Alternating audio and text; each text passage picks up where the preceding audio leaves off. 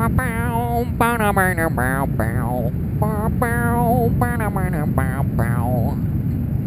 you can name that song, you're a winner.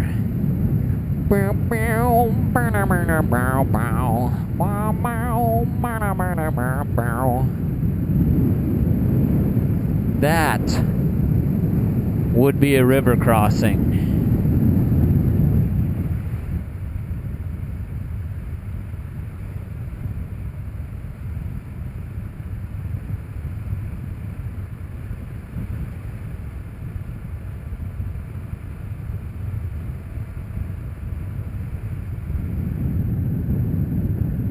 Hey, rafty people.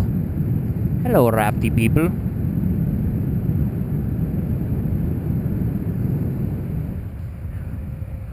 Alright, so here's a thought that I'm having. There has recently been this kind of Playboy mentality almost, maybe since Long Way Around came out because they use GSs, I don't know. But there's kind of been this Playboy mentality out there that to go and experience the world around you, not necessarily the world in its entirety, but to experience the world around you, you have to have expensive gear. You have to be this millionaire with tons and tons of time. And, well, I'm just going to tell you right now, that's not true. You need to save up a little bit of money. You need to buy the right kind of bike. You need to buy gear that fits your bike and suits you well. But you don't need to spend tons and tons of money on stuff that other stuff will do the same thing for so much less, you know?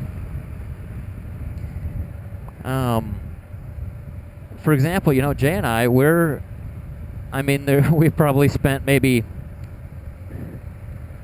$8,000 between the two of us. That's weird over there. I wonder what that is. That'd be scary to see bodies on there. It's my twisted thinking of an author. Anyway, yeah, we're debunking that right now. I mean, we just went on some really awesome trails.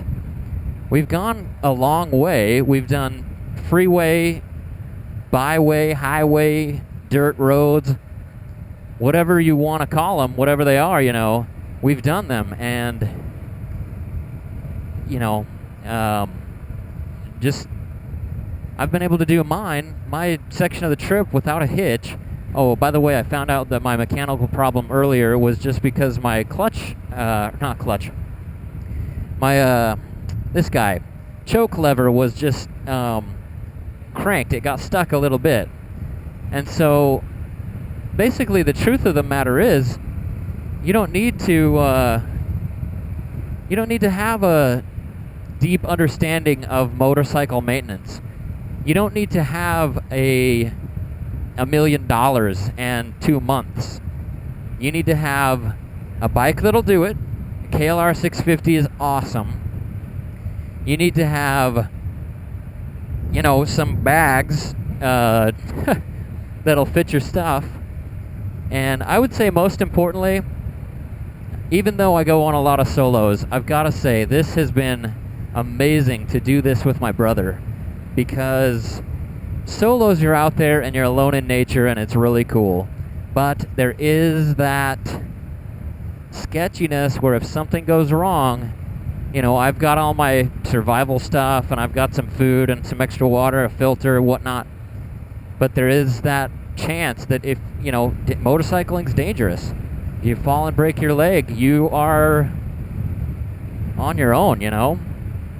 So it's just such a safety net, and it adds so much to the trip, so much fun to the trip to have a partner.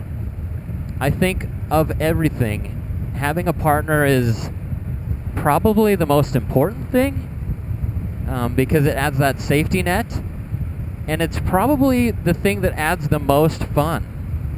Even though you can have a ton of fun on a solo, at least I don't tend to go very far on a solo.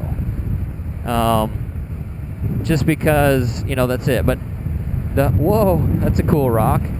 But the hardest thing about motorcycling or, you know, anything like that is finding a partner who's willing to go with you. And that's like the worst thing ever. Because, you know, so many people are like, oh, it's too expensive. Oh, you know, I don't know that much about motorcycling. Oh, it's dangerous. Oh, it's, you know, whatever it is. People just have this vibe about motorcycling that's untrue. And I gotta say, a lot of the times, my wife does not get in the way. Jay's wife, from what he said, she doesn't get in the way. Which is awesome. That's so cool. They're like, hey, you guys can go have some fun. That's incredible.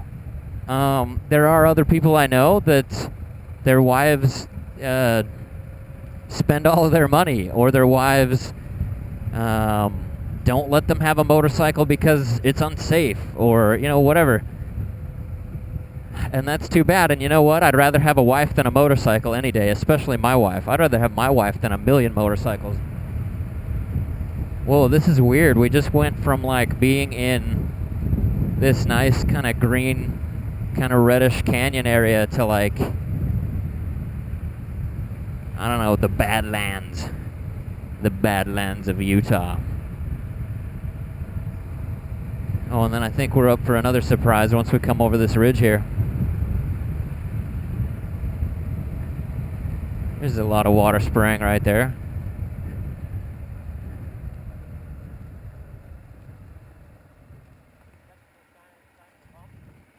I think we're good. If you run out, I've got lots of gas, and I've got a big pump to pump it in your tank. Oh, so here's a conversation. So Jay and I were talking about, oh, those clouds are cool. Ooh, this vista is cool. And there's the river again. Yeah, I love riding motorcycles. Anyway, we were talking about what motorcycles say about people. Talking about owning a motorcycle. And I gotta say, you know, there's some motorcycles that make you look like you're fast and furious. And there's some motorcycles that make you look like, you know, you spent a lot of money, or you have a lot of money, or, you know, obviously when you buy an adventure motorcycle, it's like, I want to have adventures. I'm an adventurous person. That's kind of what we adventure bikers would like to think. You know, as long as a motorcycle doesn't make you look like a total bag, I think you're good. Something else that's funny, okay, and I'm talking about individual motorcycles, not motorcycle styles, but individual motorcycles. Jay's motorcycle says, I don't know what Jay's motorcycle would say. It would say, I'm cool, and I like a small motorcycle with a big engine that can do about anything. My motorcycle says, I don't know, he was talking about it, and we were laughing about it, because my motorcycle kind of looks like the type of motorcycle that you would go through the desert and kill people with or something. What? Oh, we missed our turnoff.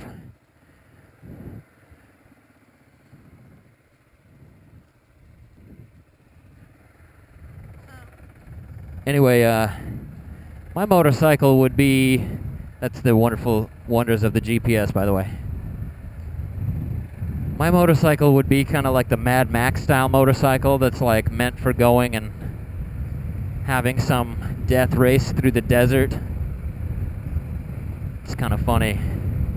As long as it's a high visibility death race.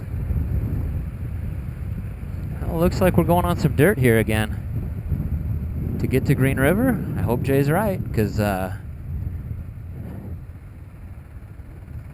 this could be leading us into some sketchy stuff. We're going south again, which doesn't make tons and tons of sense. But it is what it is.